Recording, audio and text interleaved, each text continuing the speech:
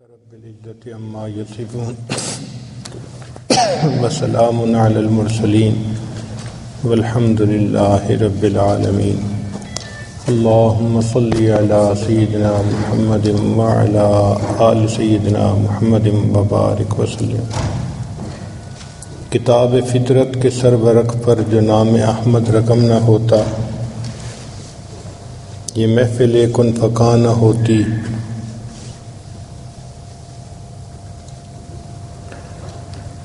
اللہ کے حبیب صلی اللہ علیہ وسلم اس کائنات میں جہانوں کے لیے رحمت بنا کر تشریف لائے. وما ارسلناک الا رحمت للعالمین.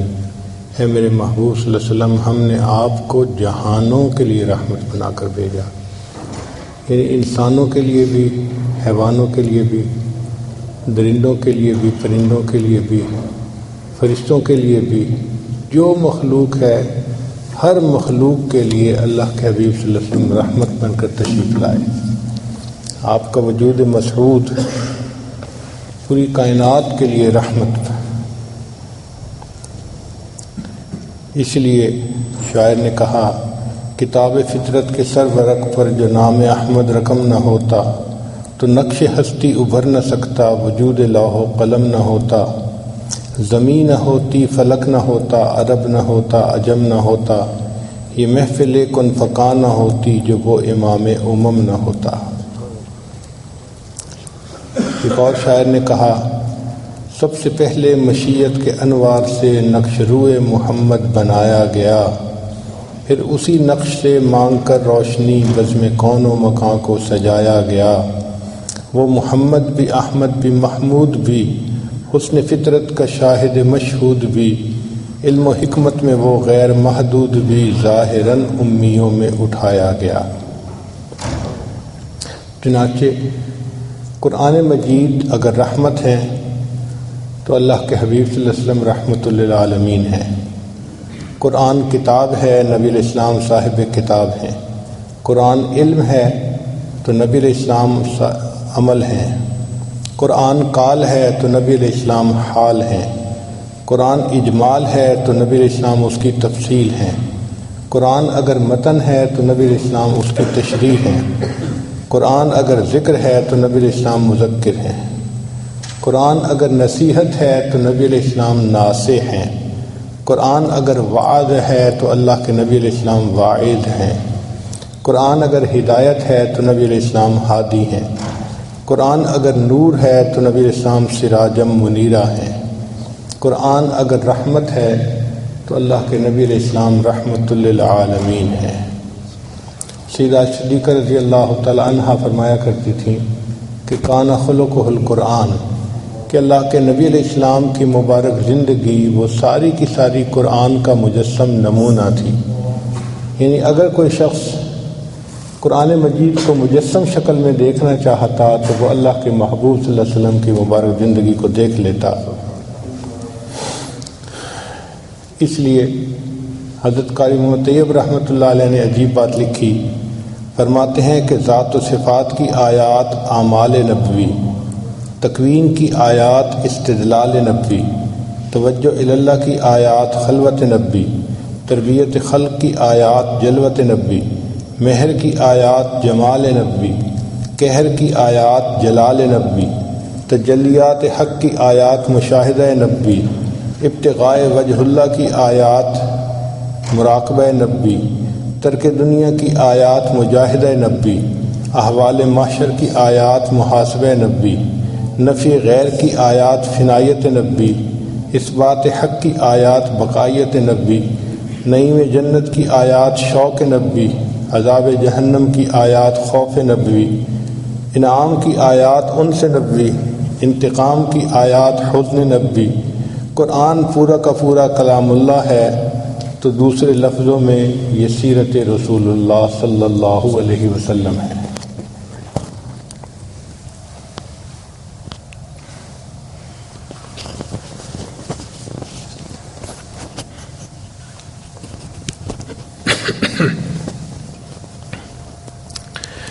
جس محبوب صلی اللہ علیہ وسلم کے حسن و جمال کے تذکرے اللہ رب العزت نے کیے ہوں اور جن کے ذکر کو انہوں نے بلند فرمایا ہو، ان کی شان میں ہم خطا کار اور گناہ گار کیا کہہ سکتے ہیں؟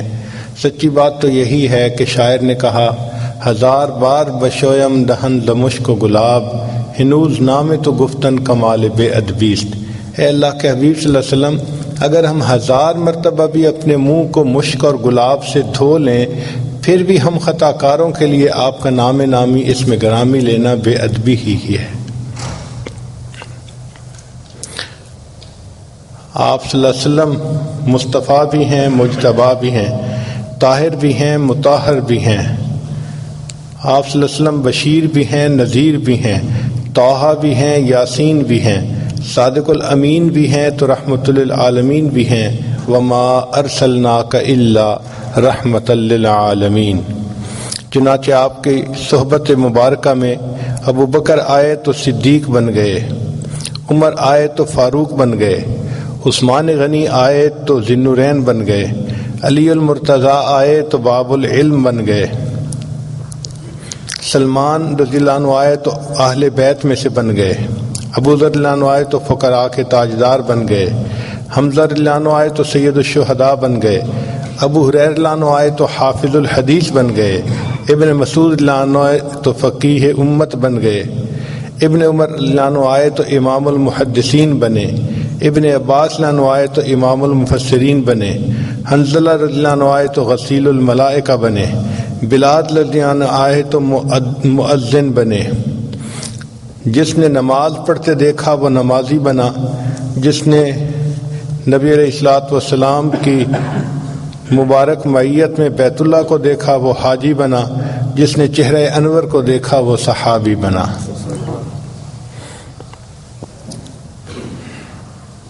خود نہ تھے جو راہ پر اوروں کے ہادی بن گئے، وہ کیا نظر تھی جس نے مردوں کو مسیحا کر دیا۔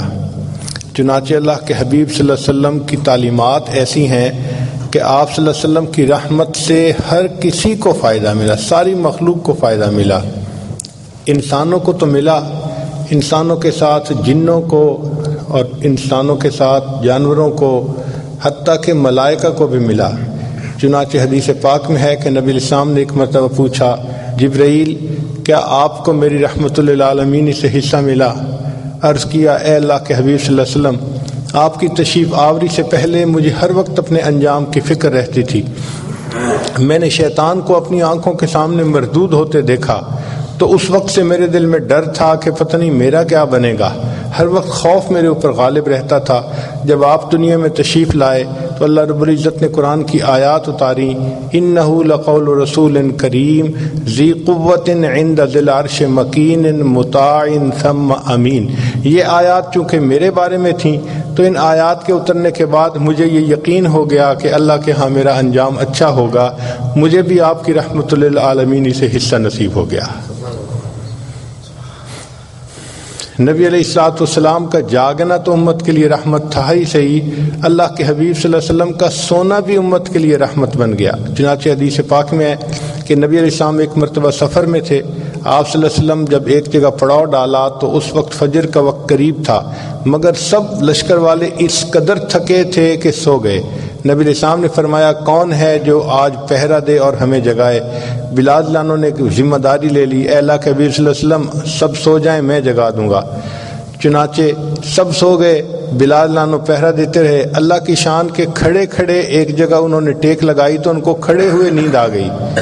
اب ایسے وقت میں سورج طلوع ہوا تو سورج کی کرنوں نے نبی علیہ السلام کے رخسار مبارک کے بوسے لیے تو اللہ کے حبیب صلی اللہ علیہ وسلم اٹھے، فرمایا، بلال آپ نے تو کہا تھا کہ ہمیں جگائیں گے اور آپ خود بھی سو گئے۔ عرض کیا، اے اللہ کے حبیب صلی اللہ علیہ وسلم، جس ذات نے آپ کو سلایا اس ذات نے مجھے بھی سلا دیا۔ تو نبی علیہ السلام نے فرمایا کہ اللہ رب العزت نے سارے لشکر کو اس لیے سلا دیا کہ آپ لوگوں کے سامنے قضا نماز کا مسئلہ واضح ہو سکے۔ اگر کوئی ایسا معاملہ سونے والا پیش نہ آتا اور نماز قضا نہ ہوتی تو امت کو نماز قضا کرنا جو ہے اس کو ادا کرنا کون سکھاتا؟ تو جس محبوب صلی اللہ علیہ وسلم کی نیند بھی امت کے لیے رحمت ہو، ان کا جاگنا امت کے لیے کتنی رحمت ہوگا۔ بلکہ اللہ کے نبی صلی اللہ علیہ وسلم کا بھولنا بھی امت کے لیے رحمت۔ حدیث پاک میں ہے کہ نبی علیہ السلام نے امامت فرمائی اور 4 رکعت کی بجائے 2 پہ سلام پھیر دیا، تو صحابہ نے پوچھا، اے اللہ کے حبیب صلی اللہ علیہ وسلم کیا آج کے بعد یہ نماز 2 رکعت بن گئی؟ فرمایا لا نسیتو بل نسیتو، میں بھولا نہیں، میں بھلا دیا گیا ہوں، اور اللہ نے مجھے اس لیے بھلا دیا گیا ہے کہ بھولنے کے بعد میں آپ لوگوں کو بتاؤں کہ سجدہ سہو کر کے نماز پوری کیسے کی جاتی ہے۔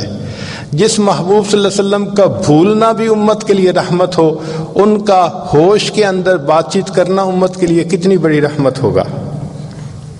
اس لیے نبی علیہ السلام امت کے لیے بھی رحمت، غیروں کے لیے بھی رحمت۔ آپ ذرا غور کیجئے کہ اہل طائف نے نبی علیہ السلام کے ساتھ کتنا برا سلوک کیا تھا کہ آپ صلی اللہ علیہ وسلم کو شہر میں بیٹھنے بھی نہ دیا اور بچوں کو پیچھے لگا دیا کہ آپ صلی اللہ علیہ وسلم کو شہر سے باہر نکال دیں۔ آپ صلی اللہ علیہ وسلم بڑے غمزدہ تھے۔ ایسے وقت میں جبریل علیہ السلام آئے اور ان کے ساتھ وہ فرشتہ تھا جو پہاڑوں کا اور ہوا کا انتظام کرنے والا تھا۔ عرض کیا، اے اللہ کے حبیب صلی اللہ علیہ وسلم، ان لوگوں نے آپ کی شان میں گستاخی کی، بے ادبی کی، اگر آپ اجازت دیں تو ان 2 پہاڑوں کو ٹکرا کر اس بستی کے سب لوگوں کو ختم کر دیا جائے۔ تو نبی علیہ السلام نے فرمایا کہ اگر یہ لوگ مجھے نہیں پہچان سکے تو ہو سکتا ہے کہ ان کی اولادوں میں ایسے لوگ پیدا ہوں جو ایمان قبول کریں اور میری اس ہدایت کی بات کو ماننے والے بن جائیں۔ چنانچہ عذاب ٹال دیا گیا تو نبی علیہ السلام ان کفار کے لیے بھی رحمت بن گئے، اور واقعی بعد میں اہل طائف مدینہ طیبہ آئے اور انہوں نے آ کر اسلام کو قبول کر لیا۔ جو آسی کو کملی میں اپنی چھپا لے، جو دشمن کو بھی زخم کھا کر دعا دے، اسے اور کیا نام دے گا زمانہ، وہ رحمت نہیں ہے تو پھر اور کیا ہے۔ جب فتح مکہ ہوا تو اس وقت نبی علیہ السلام کے سامنے قریش مکہ کے بڑے بڑے سردار جو تھے وہ آئے۔ اللہ کے حبیب صلی اللہ علیہ وسلم جانتے تھے کہ کس نے کیا کیا ہوا تھا۔ کہتے ہیں نا، مجھے یاد ہے وہ ذرا ذرا، تمہیں یاد ہو کہ نہ یاد ہو۔ تو اللہ کے محبوب صلی اللہ علیہ وسلم کو سب باتیں یاد تھیں کہ انہوں نے بلال کے ساتھ کیا کیا تھا، خباب کے ساتھ کیا کیا تھا، خبیب کے ساتھ کیا کیا تھا، سمیہ کے ساتھ کیا کیا تھا، زنیرہ کے ساتھ کیا کیا تھا، کس طرح انہوں نے صحابہ کو تکلیفیں پہنچائی تھیں، اور یہ بھی پتہ تھا کہ میں سجدے میں تھا اور کفار نے میرے اوپر اونٹ کی اوجھڑی لا کر رکھ دی تھی اور مجھ سے سجدے سے اٹھا بھی نہیں گیا تھا۔ اتنی تکالیف آپ صلی اللہ علیہ وسلم کو پہنچائی تھیں۔ آج وقت تھا کہ آپ صلی اللہ علیہ وسلم ان کو سبق سکھاتے، ان سے بدلہ لیتے اور ان لوگوں کو قرار واقعی سزا دیتے، مگر اللہ کے حبیب صلی اللہ علیہ وسلم نے عفو درگزر سے کام لیا اور کہا کہ آپ لوگوں نے جو میرے ساتھ کیا میں آپ لوگوں کے ساتھ وہ نہیں کروں گا۔ فرمایا کہ جو یوسف علیہ السلام نے اپنے بھائیوں کو کہا تھا کہ لا تثریب علیکم اليوم، جاؤ تمہارے اوپر کوئی قصور نہیں، میں نے تم سب کو معاف کر دیا، تو نبی علیہ السلام نے فرمایا میں بھی اپنے بھائی یوسف علیہ السلام کی طرح آج یہی کہتا ہوں کہ جاؤ تم پر کوئی قصور نہیں، میں نے آج تم سب کے قصوروں کو معاف فرما دیا۔ تو آپ صلی اللہ علیہ وسلم دشمنوں کے لیے بھی رحمت بن گئے۔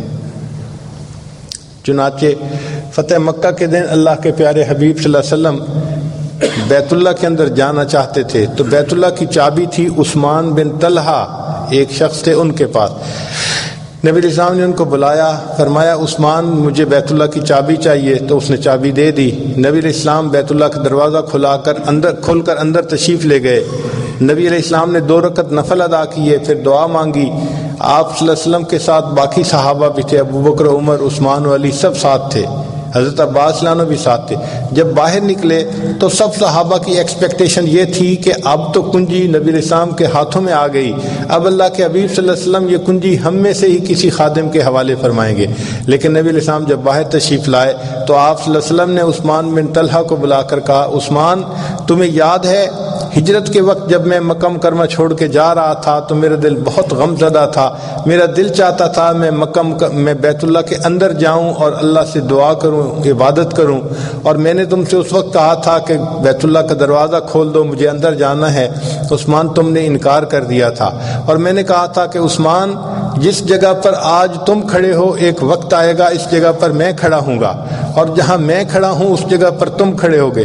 عثمان تم نے دیکھا اللہ نے میرے ساتھ جو وعدہ کیا تھا وہ سچا ثابت کر دیا، آج چابی میرے ہاتھوں میں ہے، تم خالی ہاتھ کھڑے ہو، مگر عثمان میں تمہارے ساتھ وہ نہیں کروں گا جو تم نے میرے ساتھ کیا تھا، میں یہ چابی تمہارے ہی ہاتھوں میں دیتا ہوں، قیامت تک یہ تمہاری ہی نسلوں میں باقی رہے گی۔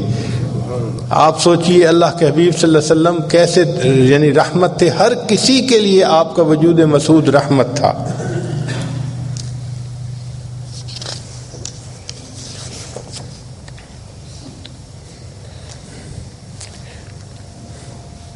آپ صلی اللہ علیہ وسلم جنوں کے لیے بھی رحمت بن گئے، چنانچہ جنوں نے بھی نبی علیہ السلام کی خدمت میں حاضر ہو کر کلمہ پڑھا۔ اس کا تذکرہ قرآن مجید میں بھی ہے کہ جن آئے اور کہنے لگے انصتو انا سمعنا منادیا ینادی للایمان ان آمنوا بربکم فآمنا۔ نبی علیہ السلام نے فرمایا کہ جو ہڈیاں وغیرہ پڑی ہوتی ہیں تم ان کے ساتھ نجاست مت لگایا کرو، اس لیے کہ یہ جنوں کی خوراک ہوتی ہے۔ تو دیکھو کہ آپ صلی اللہ علیہ وسلم کی تعلیمات سے جنوں کو بھی فائدہ پہنچ رہا ہے، یعنی دوسرے لفظوں میں نبی علیہ السلام کی رحمت للعالمین سے ان کو بھی حصہ مل رہا ہے۔ جانوروں کے لیے رحمت بن گئے۔ قریش مکہ کے زمانے میں کھڑے جانور کو جسم کے کسی حصے کا گوشت کاٹ کے پکایا جاتا تھا، اور جانور کو کیا تکلیف ہوئی اس کا کوئی خیال نہیں رکھا جاتا تھا۔ نبی علیہ السلام تشریف لائے تو اللہ کے حبیب صلی اللہ علیہ وسلم نے بتلایا کہ جانور کو اس طرح نہیں تکلیف دینی چاہیے، ہاں اگر اللہ کے نام پہ ذبح کرنا ہو وہ تو اور بات ہے۔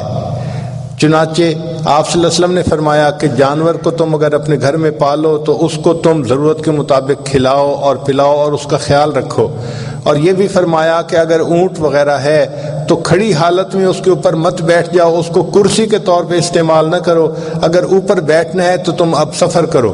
تو اللہ کے حبیب صلی اللہ علیہ وسلم نے جانوروں کے بھی حقوق آ کر سمجھائے، تو جانوروں کو بھی محبوب کی رحمت للعالمین سے حصہ مل گیا۔ چنانچہ اللہ تعالیٰ فرماتے ہیں وما ارسلناک الا رحمت للعالمین۔ نباتات کو بھی حصہ ملا۔ نبی السلام نے فرمایا کہ بلا وجہ کسی درخت کے پتے کاٹنا یا شاخ کاٹنا یہ اچھا نہیں، اور یہ بھی فرمایا کہ بھئی اگر تم درخت لگا سکتے ہو تو تمہیں اس درخت کے لگانے کے بدلے اللہ تعالیٰ کی طرف سے اجر اور ثواب ملے گا۔ تو دیکھیے کہ درختوں کو لگانے کا حکم دیا اور کاٹنے سے منع فرمایا، بلا ضرورت جو کاٹ دیا جاتا ہے۔ تو گویا درختوں کو بھی نبی علیہ السلام کی تعلیمات سے پروٹیکشن مل گئی، یعنی ان کو بھی نبی علیہ السلام کی رحمت للعالمین سے حصہ ملا۔ فرمایا وما ارسلناک الا رحمت للعالمین۔ اگر ہم انسانوں کو دیکھیں تو معاشرے کے ہر فرد کو نبی علیہ السلام کی رحمت للعالمین سے حصہ ملا۔ فرض کرو گھر کے اندر ماں کا ایک درجہ ہوتا ہے، تو نبی علیہ السلام نے فرمایا کہ الجنت تحت اقدام امہاتکم، جنت تمہارے لیے ماں کے قدموں کے نیچے ہے۔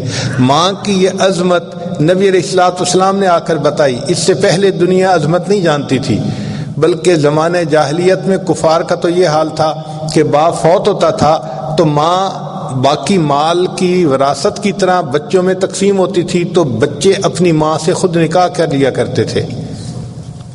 آپ ذرا غور کیجئے کہ اس وقت ماں کا کیا حال تھا۔ نبی علیہ السلام نے آ کر ماں کی شان کتنی سمجھائی اور بتائی کہ بھئی تم اس کی خدمت کرو گے تو تمہیں اپنے اللہ رب العزت کی رضا نصیب ہوگی۔ تو ماں کو بھی نبی علیہ السلام کی رحمت للعالمین سے حصہ ملا، پھر والد کو بھی حصہ ملا۔ اس لیے نبی علیہ السلام نے فرمایا جس شخص نے اپنے والد کے چہرے پر محبت کی ایک نظر ڈالی، اس کے بدلے اللہ تعالیٰ اس کو ایک حج یا ایک عمرے کا ثواب عطا فرمائیں گے۔ دنیا باپ کا مقام نہیں جانتی تھی، یہ مقام کس نے آ کر دنیا کو بتایا؟ اللہ کے محبوب صلی اللہ علیہ وسلم نے بتایا۔ چنانچہ فرمایا کہ تمہارے والد کی رضا میں تمہاری رضا اللہ کی رضا ہے، اور والد کی ناراضگی میں تمہارے رب کی ناراضگی ہے۔ پھر اللہ کے حبیب صلی اللہ علیہ وسلم کی رحمت للعالمین سے گھر کے باقی افراد کو بھی حصہ ملا۔ مثال کے طور پر اولاد کو بھی حصہ ملا۔ نبی علیہ السلام نے فرمایا کہ جب باپ اپنے بچے کو محبت سے بوسہ دیتا ہے تو ریح الولد میں ریح الجنہ، یہ جو بچے کی مہک وہ سونگتا ہے، اللہ تعالیٰ اس کے بدلے اس کو جنت کی مہک سونگنے کی توفیق عطا فرمائیں گے۔ تو اولاد کو بھی نبی علیہ السلام کی رحمت للعالمین سے حصہ مل رہا ہے، بیٹی کو بھی حصہ ملا، بیٹے کو بھی حصہ ملا۔ چنانچہ نبی علیہ السلام کی خدمت میں ایک صحابی حاضر ہوئے، انہوں نے ایک چھوٹی سی بچی کو اٹھایا ہوا تھا، اس کو پیار کر رہے تھے مگر آنکھوں میں آنسو تھے۔ نبی علیہ السلام نے پوچھا کہ کیا معاملہ ہے کہ تم اس بچی کو پیار بھی کر رہے ہو اور تم رو بھی رہے ہو؟ اے اللہ کے حبیب صلی اللہ علیہ وسلم، زمانے جاہلیت میں میں نے بہت بڑا گناہ کر لیا کہ مجھے گھر میں بیٹی کا پیدا ہونا بہت ناپسند تھا۔ میں نے اپنی بیوی کو کہا ہوا تھا کہ اگر میرے ہاں بیٹی پیدا ہوئی تو میں اس کو زندہ دفن کر دوں گا۔ میں تجارتی سفر پہ چلا گیا تھا، واپسی پہ میرے پیچھے میرے ہاں جو ہے وہ بیٹی کی ولادت ہوئی، مگر میری بیوی نے میری بیٹی کو اپنی بہن کے ہاں بھجوا دیا۔ جب میں واپس آیا تو مجھے اس نے کہا کہ میرے ہاں بیٹی ہوئی تھی اور میں نے اس بیٹی کو نمٹا دیا، تو میں مطمئن ہو گیا کہ چلو بچی کو میں نے دیکھا بھی نہیں۔ وہ بیٹی جو تھی میری بیوی کے بہن کے گھر یعنی سالی کے گھر پلتی رہی، حتیٰ کہ تھوڑی بڑی ہو گئی تو وہ ماں اس کو لے کے آتی ہمارے گھر میں، تو میں اس کو اپنی بیوی کی بہن کی بیٹی ہی سمجھتا۔ وہ بچی ذرا بڑی ہوئی، میرے ساتھ موانست کرتی، محبت کا اظہار کرتی، مجھے بھی اچھی لگتی، کبھی میری گود میں آ جاتی، میں اسے اٹھا لیتا، میں اسے پیار کرتا، حتیٰ کہ وہ بچی چلنے کے قابل ہو گئی تو مجھے اس بچی کے ساتھ ایک محبت کا تعلق بن گیا۔ میں اس کو مس بھی کرتا اور کئی مرتبہ پوچھتا کہ میں نے اس کو نہیں دیکھا، وہ کہاں ہے۔ جب میری بیوی کو یقین ہو گیا کہ اب ان کو اس بچی کے ساتھ محبت ہو گئی، ایک دن اس نے یہ ڈسکلوز کیا کہ بھئی یہ تو ہماری بیٹی ہے، میں نے اپنی بہن کے گھر بھیج دیا تھا کہ آپ اس کو دفن نہ کر سکیں۔ وہ کہتے ہیں کہ میں نے یہ سنا اور میرے دل کے اندر اس وقت سے نہ ایک بغض بیٹھ گیا کہ میں نے اس لڑکی کو زمین میں دفن کرنا ہے۔ چنانچہ ایک دن میں اس کو بازار لے کے جاتا تھا، وہ میرے ساتھ کھیلتی تھی، باتیں کرتی تھی، محبت کا اظہار کرتی تھی۔ میں ایک دن اس کو لے کے جنگل میں گیا اور میں نے اپنے ساتھ کسی بھی لے لی، تو کسی لے کر میں زمین کھودنے لگا۔ میں اس بچی کے لیے گڑھا کھود رہا تھا اور وہ مٹی میرے کپڑوں پر پڑ رہی تھی، تو بچی میرے قریب آئی اور کہنے لگی کہ ابو آپ کے کپڑوں پر مٹی لگ رہی ہے۔ میں نے اس کی ان معصومانہ باتوں کا بھی کوئی لحاظ نہ کیا اور میرے اوپر ایسی حیوانیت چھائی ہوئی تھی کہ میں نے گڑھا کھودا اور بالآخر اس بچی کو دھکا دیا اور اس کے اوپر مٹی ڈالنی شروع کر دی۔ وہ بچی رونے لگی، میری آنکھوں میں مٹی جا رہی ہے، سر میں مٹی جا رہی ہے، آپ ایسا کیوں کر رہے ہیں؟ میں نے اس کی کوئی بات نہیں سنی، مٹی ڈالتا رہا حتیٰ کہ اس کی آواز آنی بند ہو گئی۔ میں نے اس بچی کو اپنے ہاتھوں سے زمین میں دفن کر دیا۔ اے اللہ کے حبیب صلی اللہ علیہ وسلم، ایک میری زندگی کا وہ رخ تھا اور ایک رخ یہ ہے کہ آپ صلی اللہ علیہ وسلم تشریف لائے اور آپ نے بچوں سے پیار کرنا سکھایا۔ یہ بیٹی میرے بھائی کی بیٹی ہے، چھوٹی ہے، مگر اب اس کو بھی میں پیار کرتا ہوں، اپنے ساتھ لے کے پھرتا ہوں اور اپنی محبت کا اظہار کرتا ہوں۔ تو اللہ کے محبوب صلی اللہ علیہ وسلم کی رحمت للعالمین سے بیٹی نے بھی حصہ پایا، بیٹے نے بھی پایا، ماں نے بھی پایا، باپ نے بھی پایا، میاں نے بھی پایا، بیوی نے بھی پایا۔ چنانچہ نبی علیہ السلام نے فرمایا کہ جو عورت اس حال میں فوت ہو کہ وہ فرض ادا کرنے والی ہو اور اس کا خامد اس سے راضی ہو تو اس کے لیے جنت کے سب دروازے کھول دیے جائیں گے، وہ جس دروازے سے چاہے گی جنت میں داخل ہو جائے گی۔ خامد کو یہ مقام کس نے سمجھایا؟ اللہ کے حبیب صلی اللہ علیہ وسلم نے سمجھایا۔ تو خامد کو بھی رحمت للعالمین سے حصہ ملا، وما ارسلناک الا رحمت للعالمین، اور بیوی کو بھی حصہ ملا۔ چنانچہ زمانے جاہلیت میں بیویوں کے ساتھ بہت برا سلوک کیا جاتا تھا، یہاں تک کہ اگر جو ہے وہ خامد کی وفات ہو جاتی تھی تو بیوی کو منحوس سمجھا جاتا تھا اور اس کو شہر میں رہنے نہیں دیا جاتا تھا، بلکہ مکہ کے باہر الگ تھلگ کچھ کمرے بنے ہوئے تھے، اس کو وہاں بھیج دیا جاتا تھا کہ یہ منحوس عورت ہے، یہ اس آبادی میں رہنے کے قابل نہیں ہے۔ حالانکہ خامد کی موت اس کی قسمت کے معاملہ ہے، عورت کا اس میں کیا قصور ہے، مگر اس عورت پر الزام لگایا جاتا تھا۔ اللہ کے حبیب صلی اللہ علیہ وسلم تشریف لائے تو آپ نے سکھایا کہ دیکھو اچھا خامد وہ ہے جو تم میں سے اپنی بیوی کے ساتھ زیادہ اچھے سلوک کی زندگی گزارے۔ نبی اسلام نے فرمایا خیرکم خیرکم لأہلہ، تم میں سے سب سے بہتر وہ ہے جو تم میں سے اپنے اہل خانہ کے لیے بہتر ہے۔ تو آدمی کی اچھائی کا اندازہ اس کے دفتر سے نہیں لگائیں گے، اس کے بزنس سے نہیں لگائیں گے، اس کی فیکٹری سے نہیں لگائیں گے، بلکہ اس کی اچھائی کا اندازہ اس کے گھر والوں کے ساتھ جو اس کا اخلاق ہے اس سے لگائیں گے کہ بھئی یہ گھر والوں کے ساتھ حسن معاشرت کتنی رکھتا ہے۔ آپ دیکھیے بیوی کو عزت کس نے دلوائی؟ اللہ کے محبوب صلی اللہ علیہ وسلم نے دلوائی۔ چنانچہ ایک روایت کا مفہوم ہے کہ خاوند جب بیوی کو محبت کی نظر سے دیکھ کر مسکراتا ہے اور بیوی خاوند کو دیکھ کر مسکراتی ہے، اللہ رب العزت ان دونوں کو دیکھ کر مسکراتے ہیں۔ اس لیے فرمایا کہ انسان جو بھی خرچ کرتا ہے وہ صدقہ کہلاتا ہے دین کے لیے، لیکن اگر وہ بیوی کے اوپر خرچ کرتا ہے تو اللہ تعالیٰ اس کو بہترین صدقہ کرنے کا ثواب عطا فرماتے ہیں۔ تو بیوی کو عزتیں ملی اللہ کے حبیب صلی اللہ علیہ وسلم کی وجہ سے، اس لیے فرمایا وما ارسلناک الا رحمۃ للعالمین۔ پھر اللہ کے حبیب صلی اللہ علیہ وسلم نے کی رحمت سے تاجر نے بھی حصہ پایا۔ نبی اسلام نے فرمایا التاجر الصدوق، جو سچ بولنے والا تاجر ہوگا اللہ تعالیٰ اس کو قیامت کے دن انبیاء کی قطار کے فوراً پیچھے جگہ عطا فرمائیں گے۔ تو تاجر کو بھی عزتیں ملی دنیا کی اور آخرت کی۔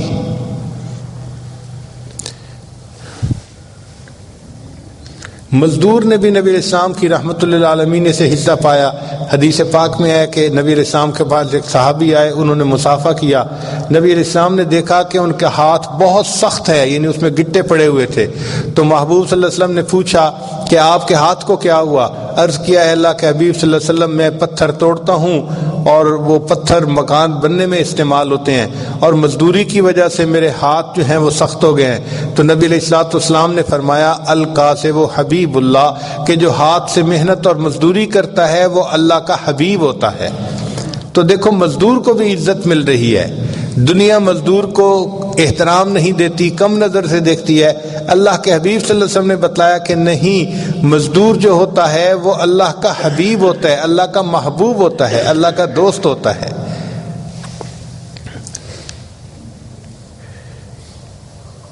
پھر اللہ کے حبیب صلی اللہ علیہ وسلم امیر کے لیے بھی رحمت بنے، غریب کے لیے بھی رحمت بنے۔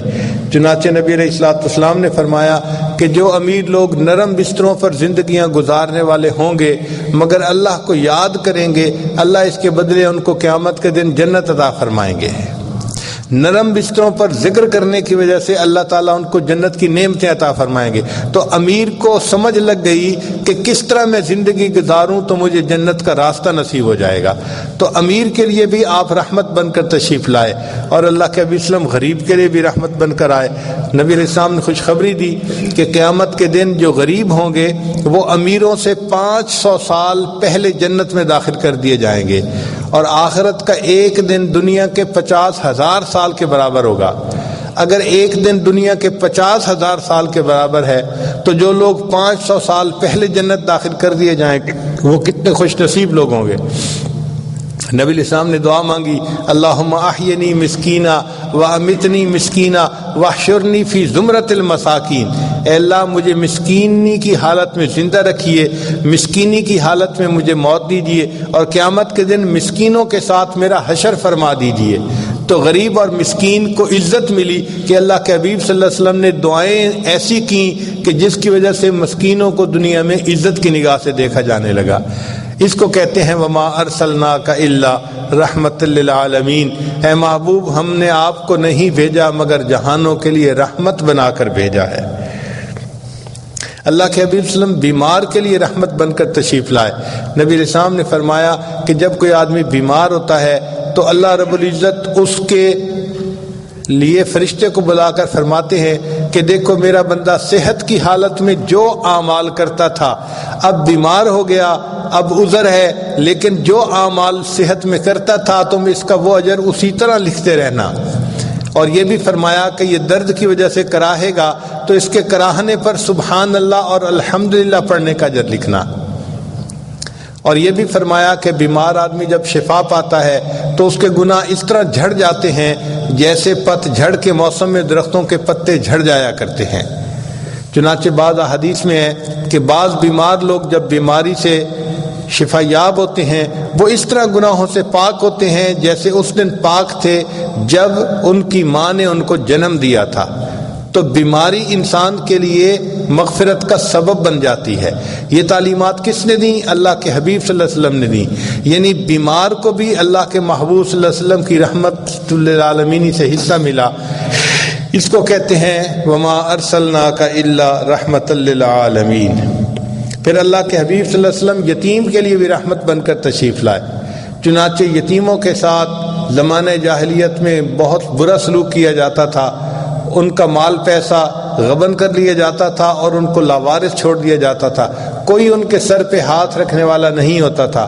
اللہ کے حبیب صلی اللہ علیہ وسلم نے تعلیمات دیں اور فرمایا کہ جو یتیم کی کفالت کرے گا اس کے سر پر شفقت کا ہاتھ رکھے گا، ہاتھ کے نیچے جتنے بال ہوں گے اتنے بالوں کے برابر نیکیاں اس کے نام اعمال میں لکھی جائیں گی۔ بلکہ حدیث پاک میں مشہور واقعہ ہے کہ عید کے دن نبی علیہ السلام عیدگاہ کی طرف تشریف لے چلے تو آپ صلی اللہ علیہ وسلم جب گلی میں پہنچے تو کچھ بچے نہائے دھوئے اچھے کپڑے پہنے آپس میں خوش خوش کھیل رہے تھے۔ آپ صلی اللہ علیہ وسلم نے سلام فرمایا اور آگے تشریف لے گئے۔ ذرا آگے گئے تو ایک بچے کو دیکھا جو بہت ہی غمزدہ اکیلا بیٹھا ہوا تھا، تو محبوب صلی اللہ علیہ وسلم کھڑے ہو گئے، پوچھا کہ تم اکیلے کیوں ہو، دوسروں کے ساتھ کھیلتے کیوں نہیں؟ اس نے کہا اے اللہ کے حبیب صلی اللہ علیہ وسلم میں یتیم مدینہ ہوں، میرے والد صاحب فوت ہو گئے، کوئی نہیں جو میرے لیے کپڑے لاتا اور میری والدہ مجھے نہلا دھلا کر کپڑے پہناتی، میں اس وقت لاوارث ہوں تو اس لیے میں تنہا بیٹھا اپنے والد کو یاد کر رہا ہوں۔ نبی علیہ السلام نے اسے فرمایا اچھا تم میرے ساتھ آؤ۔ وہ بچہ ساتھ چلا۔ اللہ کے حبیب صلی اللہ علیہ وسلم عیدگاہ جانے کے بجائے واپس اپنے گھر تشریف لے آئے اور عائشہ صدیقہ رضی اللہ عنہا سے فرمایا کہ حمیرہ اس بچے کو نہلا دو۔ چنانچہ بچے کو جب نہلایا گیا تو وہ بچہ حضرت حسن رضی اللہ عنہ کے ہم عمر تھا، تو نبی علیہ السلام نے فاطمہ زہرا رضی اللہ عنہا کو پیغام بھجوایا کہ حسن کے اگر اچھے دھلے کپڑے ہوں تو بھجوا دیجیے۔ وہ جب کپڑے آ گئے تو وہ بچے کو نئے یا دھلے ہوئے کپڑے صاف پہنا دیے گئے، پھر ان کے سر پہ تیل لگایا گیا، آنکھوں میں سرما ڈالا گیا، عائشہ صدیقہ رضی اللہ عنہا نے اس کے بالوں میں کنگھی بھی کی، خوشبو لگائی۔ جب وہ بچہ تیار ہو گیا تو اللہ کے حبیب صلی اللہ علیہ وسلم نے اس سے پوچھا کہ بتاؤ تم اپنے والد کے ساتھ جب عیدگاہ جاتے تھے تو کس طرح چل کے جاتے تھے، ہاتھ پکڑ کے چلتے تھے یا کیا کرتے تھے؟ اس نے کہا اے اللہ کے حبیب صلی اللہ علیہ وسلم میں اپنے والد کے کندھوں پر بیٹھ کر جایا کرتا تھا۔ نبی علیہ السلام زمین پر بیٹھ گئے اور اس بچے کو فرمایا کہ آؤ تم میرے کندھے پر بیٹھ جاؤ۔ سبحان اللہ، یہ ہے رحمت للعالمین۔ وہ بچہ کندھے پر بیٹھ گیا، نبی علیہ السلام اس کو اٹھا کر پھر واپس جو ہے گلی میں تشریف لائے۔ اب وہ بچے جو کھیل رہے تھے انہوں نے دیکھا پہلے یہی بچہ تنہا الگ بیٹھا تھا، اب یہ نہایا دھو کر نبی علیہ السلام کے مبارک کندھوں پر بیٹھ رہا ہے۔ تو ان بچوں نے آنکھوں میں ایک دوسرے سے گفتگو کی اور بات چیت کی، پوچھا کہ کیا معاملہ ہے، تو اس بچے نے خوش ہو کر کہا کہ مجھے اللہ کے محبوب صلی اللہ علیہ وسلم نے اپنا بیٹا بنا لیا۔ کتابوں میں تو یہاں تک لکھا ہے کہ وہ جو کھیل رہے تھے بچے، ان میں سے ایک بچے نے ٹھنڈی سانس لی اور کہنے لگا کاش میرے والد بھی فوت ہو چکے ہوتے اور اللہ کے حبیب صلی اللہ علیہ وسلم مجھے بھی اپنا بیٹا بنا لیتے۔ نبی علیہ السلام اس حال میں اس بچے کو لے کے عیدگاہ تشریف لائے تو جب آپ صلی اللہ علیہ وسلم ممبر پر چڑھنے لگے تو وہ بچہ نیچے بیٹھنے لگا۔ نبی علیہ السلام نے فرمایا نہیں تم نیچے نہیں بیٹھو گے، بلکہ ممبر میں جہاں میں بیٹھوں گا میرے ساتھ تم بیٹھو گے۔ آپ صلی اللہ علیہ وسلم نے اس یتیم بچے کو اپنے ساتھ بٹھایا اور پھر اس کے سر پر ہاتھ رکھ کر فرمایا انا وکافل یتیم ہاکذا، کہ قیامت کے دن میں اور یتیم کی کفالت کرنے والا جنت میں اس طرح ایک دوسرے کے ساتھ اکٹھے ہوں گے۔ اب دنیا کو پتہ چلا کہ یتیم کی کفالت کرنا کتنا بڑا اجر کا کام ہے، تو اللہ کے حبیب صلی اللہ علیہ وسلم کی رحمت للعالمین سے یتیم کو بھی حصہ ملا۔ فرمایا وما ارسلناک الا رحمت للعالمین۔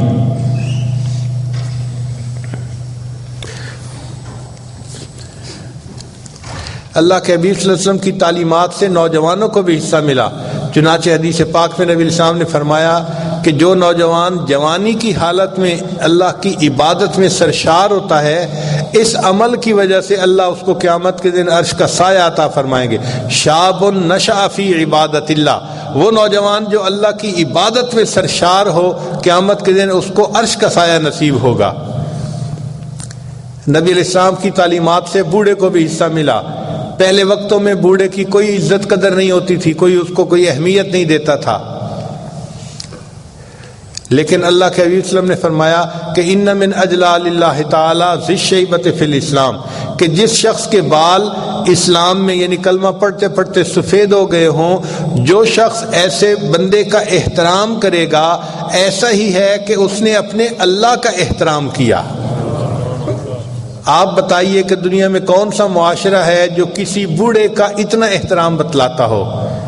کوئی مذہب اتنا نہیں بتلاتا، کوئی معاشرہ اتنا نہیں بتلاتا. اگر یہ تعلیمات دیں تو اللہ کے محبوب صلی اللہ علیہ وسلم نے دیں. وما ارسلناک الا رحمۃ للعالمین، اے محبوب ہم نے آپ کو جہانوں کے لیے رحمت بنا کر بھیجا ہے.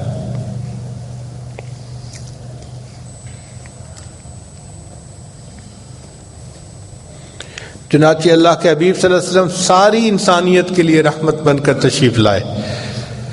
قیامت کے دن جب اللہ رب العزت جلال میں ہوں گے تو اس وقت جہنم کو لایا جائے گا. 19 فرشتے ہوں گے جو اس کو کھینچ کر لائیں گے، اور جہنم کی آگ ابھر رہی ہوگی اور اس کے انگارے اوپر اٹھ کر جائیں گے اور نیچے لوگوں پر گریں گے.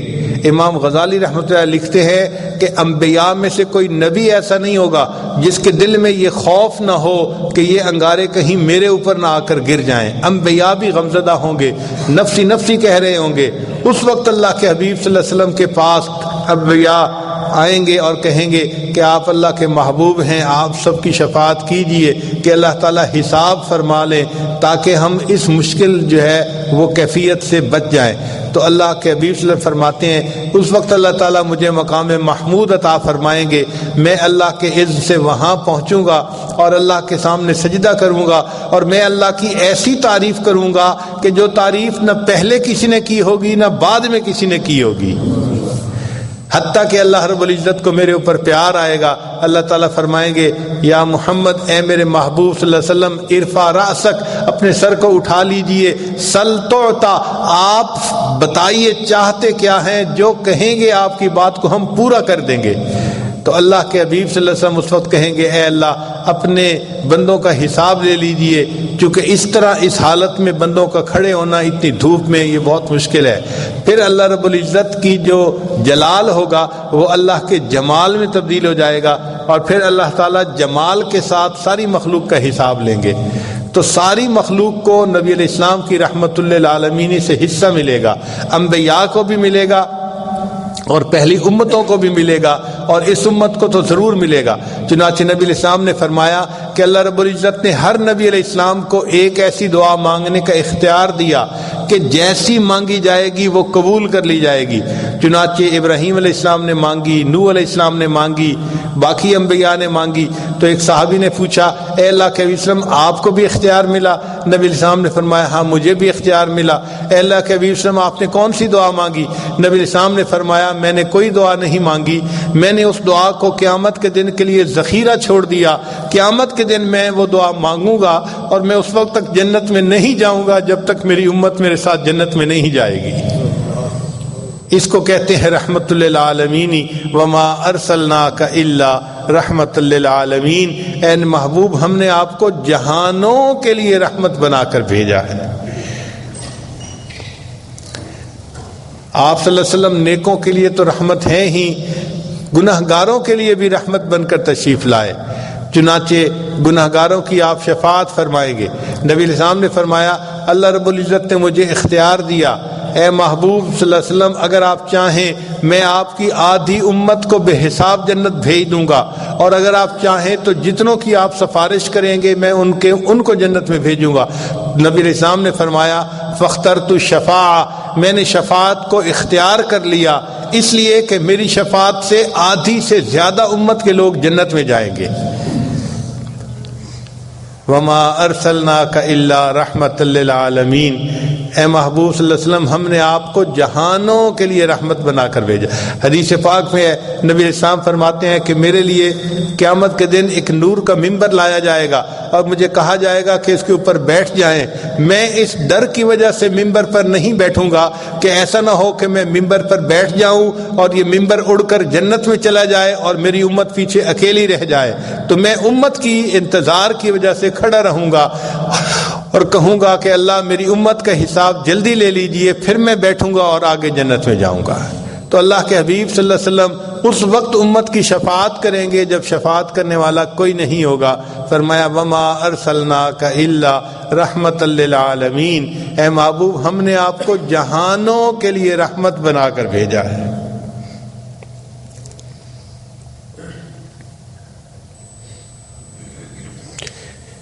علامہ اقبال نے کیا خوبصورت شعر کہا، تو غنی از ہر دو عالم من فقیر، اے اللہ آپ دو عالم سے غنی ہیں اور میں تو فقیر ہوں۔ تو غنی از ہر دو عالم من فقیر، روز محشر عذر ہائے من پذیر، اللہ قیامت کے دن میرے عذروں کو قبول کر لینا، گر تمہیں بینی حسابم ناگزیر، اللہ اگر آپ یہ فیصلہ کر لیں کہ قیامت کے دن میرا حساب ضرور لینا ہے، از نگاہ مصطفیٰ پنہاں بگیر، اللہ مصطفیٰ کریم کی نگاہوں سے اوجھل میرا حساب لینا، مجھے ان کے سامنے شرمندگی نہ اٹھانی پڑ جائے۔ چنانچہ آپ صلی اللہ علیہ وسلم پورے جہانوں کے لیے رحمت بن کر تشریف لائے۔ اس رحمت للعالمین کی ولادت کا یہ مہینہ ہے، اس کی وجہ سے ہر کلمہ گو کے دل میں خوشی ہوتی ہے، اس لیے اس مہینے میں نبی علیہ السلام کی سیرت کے مختلف پہلوؤں کو بیان کیا جاتا ہے اور ان تعلیمات پر عمل کرنے کا ارادہ اور عزم نو کیا جاتا ہے۔ ان مجالس میں آنا نبی علیہ السلام کے ساتھ محبت کی دلیل ہے۔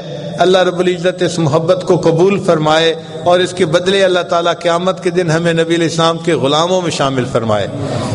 حدیث پاک میں ہے کہ ثوبان رضی اللہ عنہ نبی علیہ السلام کے غلام تھے، وہ دیکھ رہے تھے کہ نبی علیہ السلام دعا مانگ رہے ہیں، اے اللہ مجھے میرے چاہنے والوں سے جلدی ملا دینا، میرے محبین سے جلدی ملا دینا۔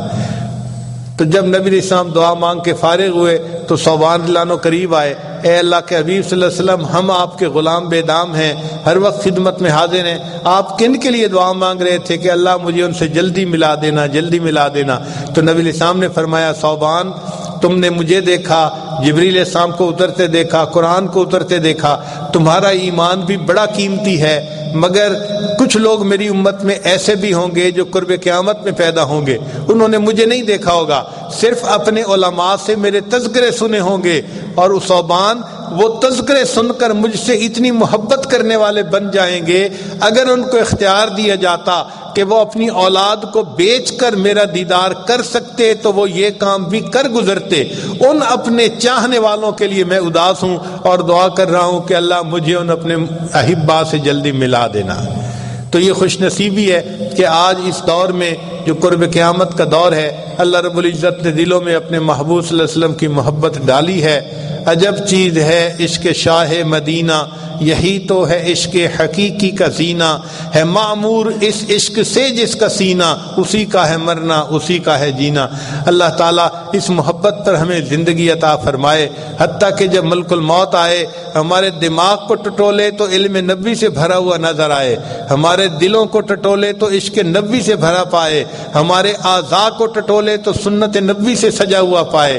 اس حالت میں ہم اپنے اللہ کے حضور جائیں اور اللہ کے سامنے پیش ہوں اور پھر یہ کہہ دیں تیرے محبوب کی یا رب شباہت لے کے آیا ہوں، حقیقت اس کو تو کر دے میں صورت لے کے آیا ہوں۔ اے اللہ ہم تو صرف صورت لے کے آئے ہیں، آپ رحمت فرما کے اس کو حقیقت میں تبدیل فرما دیجیے۔ چنانچہ آج نبی علیہ الصلوۃ والسلام کی جو ہے نا وہ ذکر کی اس محفل میں ہم اکٹھے ہیں، اللہ تعالیٰ اس کو ہمارے لیے بخشش کا ذریعہ بنا دے۔ سلام اس پر کہ جس نے بے کسوں کی دستگیری کی، سلام اس پر کہ جس نے بادشاہی میں فقیری کی، سلام اس پر کہ جس کے گھر میں چاندی تھی نہ سونا تھا، سلام اس پر کہ ٹوٹا بوریا جس کا بچھونا تھا، سلام اس پر جو بھوکا رہ کے اوروں کو کھلاتا تھا، سلام اس پر جو سچائی کی خاطر دکھ اٹھاتا تھا، سلام اس پر جو فرش خاک پر جاڑے میں سوتا تھا، سلام اس پر جو امت کے لیے راتوں کو روتا تھا، سلام اس پر کہ جس نے فضل کے موتی بکھیرے ہیں، سلام اس پر بروں کو جس نے فرمایا کہ میرے ہیں۔ ساری دنیا اچھوں کو اپنا بناتی ہے مگر بروں کو اپنا کوئی نہیں بناتی۔ نبی علیہ الصلوۃ والسلام نے بروں کو سینے سے لگایا اور ان کو اپنا بنا کر دکھایا۔ نشہ پلا کے گرانا تو سب کو آتا ہے، مزہ تو تب ہے کہ گرتوں کو تھام لے ساقی۔ یہ اللہ کے محبوب صلی اللہ علیہ وسلم کی مبارک سیرت ہے جس پر اللہ تعالی ہمیں عمل کرنے کی توفیق عطا فرمائے۔ جو عاصی کو کملی میں اپنی چھپا لے، جو دشمن کو بھی زخم کھا کر دعا دے، اسے اور کیا نام دے گا زمانہ، وہ رحمت نہیں ہے تو پھر اور کیا ہے۔ اس رحمت للعالمینی کی رحمت سے اللہ تعالی ہمیں دنیا میں بھی حصہ عطا فرمائے، قیامت کے دن بھی حصہ عطا فرمائے، اور محبوب صلی اللہ علیہ وسلم کے مبارک ہاتھوں سے حوض کوثر کا جام عطا فرمائے، اور جنت میں نبی علیہ الصلوۃ والسلام کے قدموں میں ہمیں جگہ نصیب فرمائے۔ وآخر دعوانا ان الحمد للہ رب العالمین۔